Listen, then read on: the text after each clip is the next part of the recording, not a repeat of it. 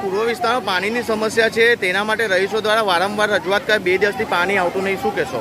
ચોક્કસથી વડોદરા શહેરમાં આવેલ આજવા રોડ ફાતિમા કોમ્પ્લેક્સની સાથે જે કહેવાય છે કે તમામ રહીશો સાથે અત્યાચાર થતો હોય તેમ લાગી રહ્યું છે. વડોદરા શહેર સંસ્કારી નગરીની અંદર જ્યારે સ્માર્ટ મીટરો નાખવામાં આવતા હોય, સ્માર્ટ નેતાઓ સ્માર્ટ થઈ ગયા હોય, ત્યારે ખાસ કરીને આજે તમે જોઈ શકો છો કે રહીશો પાણી માટે વલકા મારી રહ્યા છે.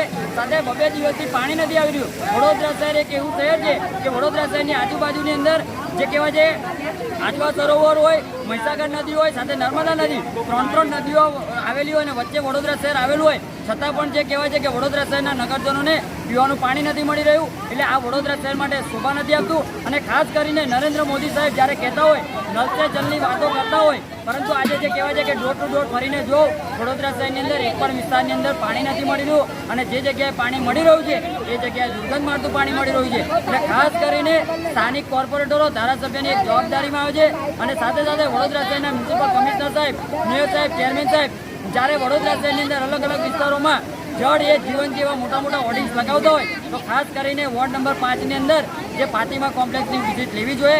કારણ કે આ લોકો ચોમાસાની અંદર પણ આ લોકોના મકાનની અંદર ડ્રેનેજના મળમૂત્રવાળા પાણી જે 1.5 ફૂટ ભરાઈ જતા હોય, આ વડોદરા શહેર માટે શોભા નથી આપતું. એટલે પહેલાં તો વડોદરા શહેર 2017 જ્યારે સ્માર્ટ સિટીની પ્રોજેક્ટની વાતો થઈ છે ત્યારથી આજ દિન સુધીમાં એક પણ કામ થયા નથી એવો અમારો ખુલ્લો આક્ષેપ છે. અને ખાસ કરીને સ્થાનિક કોર્પોરેટરો, ધારાસભ્યો આ તમામ રહીશોની મુલાકાત લે અને જે પણ સમસ્યા છે તેને હલ કરવામાં આવે, નહીં તો 24 કલાક બાદ આ ઉગ્રમાં ઉગ્ર આંદોલન કરવામાં આવશે. તેની સંપૂર્ણ જવાબદારી જે તે જવાબદાર વ્યક્તિની રહેશે.